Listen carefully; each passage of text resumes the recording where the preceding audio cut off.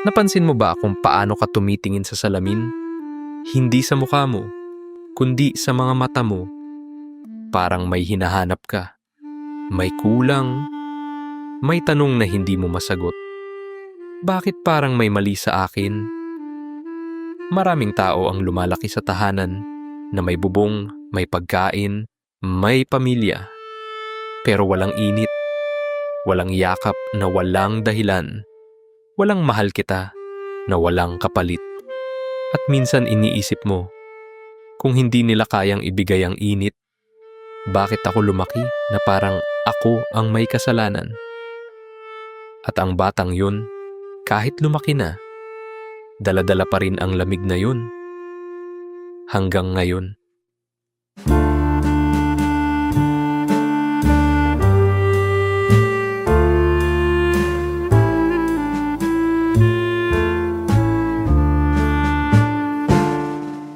Alam mo may kakaibang uri ng gutom na hindi nararamdaman sa tiyan. Nararamdaman sa dibdib, sa puso. Yung gutom na kahit anong kain mo, kahit anong gawin mo, hindi mabusog. Kasi ang hinahanap mo, hindi pagkain. Ang hinahanap mo, yung pakiramdam na okay ka lang kahit wala kang ginagawa. Yan ang epekto ng paglaki sa bahay na may presensya ng magulang pero walang init ng pagmamahal. Hindi yung brutal na pang-aabuso. Hindi yung mga eksena sa drama na may sigawan. Kundi yung tahimik na kawalan. Yung simpleng hindi ka nakikita. Yung tuwing may sasabihin ka wala namang nakikinig. Yung tuwing may ipapakita ka walang interesado. Yung tuwing umiiyak ka, sasabihan ka lang na huwag kang arte. At dahan-dahan, natututo kang manahimik. Natututo kang huwag umasa. Natututo kang maging invisible kasi mas safe yun. Mas hindi masakit. Pero alam mo ang hindi natin realize? Yung batang yun, yung natutong mag-isa, yung natutong huwag umasa, siya yung naging tayo ngayon. Yung adult na tayo ngayon. At kahit lumaki na tayo, kahit independent na tayo, yung bata sa loob natin, naghihintay pa rin. Naghihintay ng yakap na hindi dumating. Naghihintay ng salitang proud ako sa'yo na hindi narinig. Naghihintay ng tingin na may pagmamahal, hindi pagod lang o inis. Kaya ngayon, kahit successful ka na, parang may kulang pa rin. Kahit marami kang naabot, parang hindi pa rin sapat. Kasi yung validation na hinahanap mo, hindi galing sa sarili mo. Hinahanap mo pa rin yung validation na dapat naramdaman mo nung bata ka pa. Ang psychology ay tumatawag dito ng attachment wound o sugat sa pagkakakonekta. Ito yung sugat na hindi mo nakikita, pero nararamdaman mo araw-araw. Lalo na sa mga relasyon mo. Tignan mo. Yung taong lumaki na feeling niya hindi siya minahal, may dalawang posibleng mangyari. Una, magiging sobrang independent siya. Yung tipo na ayaw humingi ng tulong. Yung tipo na kaya ko mag-isa. Yung tipo na takot mag-rely sa iba kasi baka iwanan din siya. O pangalawa, magiging sobrang dependent. Yung tipo na kailangan palagi may kasama. Yung tipo na takot maging mag-isa. Yung tipo na kahit toxic na yung relasyon, ayaw bitawan kasi mas nakakatakot yung idea na maging mag-isa. Dalawang magkaibang reaksyon, pero pareho lang ang ugat. Takot. Takot na maramdamang hindi ka sapat. Takot na iwanan. Takot na totoo pala yung takot mo nung bata ka pa. Na hindi ka talaga karapat dapat mahalin. At ito yung masakit. Kasi yung takot na yan, hindi lang nananatili sa isip mo. Lumalabas yan sa kilos mo. Sa desisyon mo. Sa mga taong pinipili mo. Minsan, pipiliin mo yung mga taong hindi ka rin mahal. Hindi dahil gusto mo magdusa, kundi dahil familiar yung pakiramdam. Komportable ka sa lamig kasi yan ang alam mo. Yan ang normal para sa'yo. Kaya yung mga taong mabait sa'yo, yung mga taong totoo ang pagmamahal, parang ang weird nila. Parang may gusto siguro sila. Parang bakit nila ako mamahalin? Hindi ka marunong tumanggap ng tunay na pagmamahal kasi hindi mo alam ang lasa nun. Ito rin yung dahilan kung bakit sobrang hirap mo magpatawad sa sarili mo. Bakit ang liliit ng mga bagay nagiging malaki sa isip mo? Bakit isang mali lang, parang buong pagkatao mo na ang tingin mo ay mali? Kasi sa loob mo, meron kang boses. Boses ng magulang mo noon. Boses ng kapaligiran mo noon. At ang sabi ng boses na yan, kulang ka, mali ka, hindi ka sapat.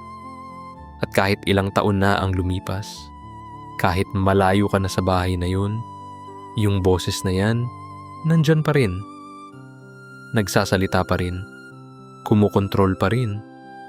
Pero alam mo, here's the truth na kailangan mong marinig. Yung kawalan ng pagmamahal na naranasan mo nung bata ka, hindi refleksyon ng worth mo. Hindi ibig sabihin nun na may mali sa'yo.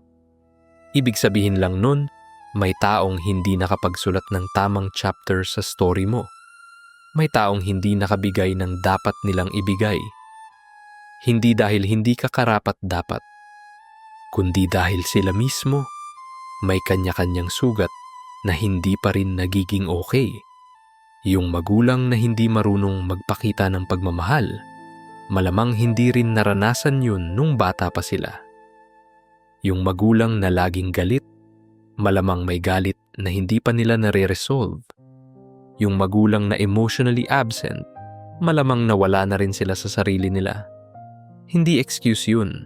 Hindi dahilan para maging okay lang yung nangyari sa'yo. Pero explanation yun. Context yun.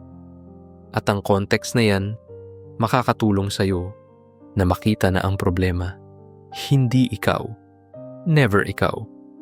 Kaya ngayon ang tanong, paano mo papatawarin yung sarili mo sa mga bagay na hindi naman talaga kasalanan mo? Paano mo mamahalin yung sarili mo nang maayos kung hindi mo natutunan yun nung bata ka pa? Nagsisimula yan sa awareness, sa pagkilala na may sugat, na valid yung sakit mo, na totoo yung nararamdaman mo. Hindi ka overreacting, hindi ka dramatic. Yung sakit mo, totoong sakit. At kailangan nito ng totoong healing. Pangalawa, kailangan mong kilalanin na ang bata na yun sa loob mo, kailangan ng comfort mula sa'yo, hindi mula sa iba. Mula sa'yo. Ikaw na mismo ngayon ang magiging magulang na dapat mo naranasan. Ikaw na ngayon ang magsasabi sa sarili mo, you're safe now. You're loved now. You're enough now. At pangatlo, kailangan mong tigilan ang paghahanap ng validation sa mga lugar na hindi mo makukuha yun. Kailangan mong tigilan ang pagiging bata na umaasa pa rin sa magulang na hindi nagbago. Kailangan mong tanggapin na yung closure na hinahanap mo, hindi darating sa kanila.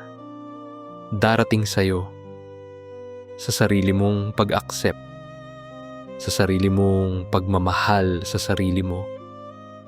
Alam kong ang hirap.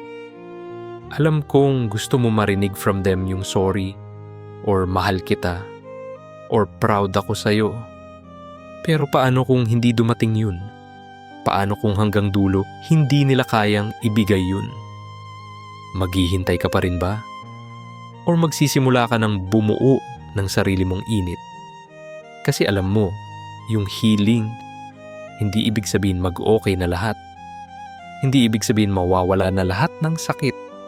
Ibig sabihin, matututo kang mabuhay ng maayos kahit may sakit.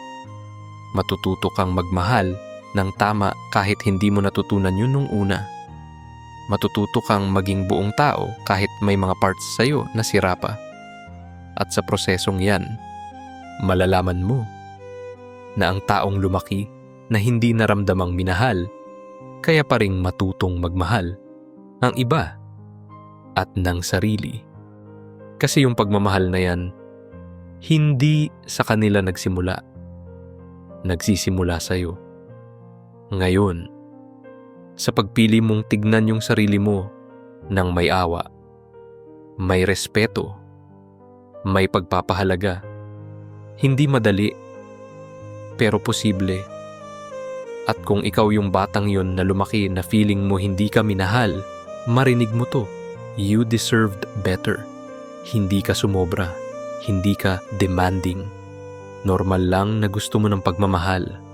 At ang fact na hindi mo nakuha yun, hindi sukatan ng value mo. Ikaw pa rin ang bata na karapat-dapat sa yakap, sa salita, sa tingin na may pagmamahal. At kahit late na, kahit galing sa'yo na lang, deserve mo pa rin yun. Ngayon, bukas, at sa lahat ng araw na darating pa,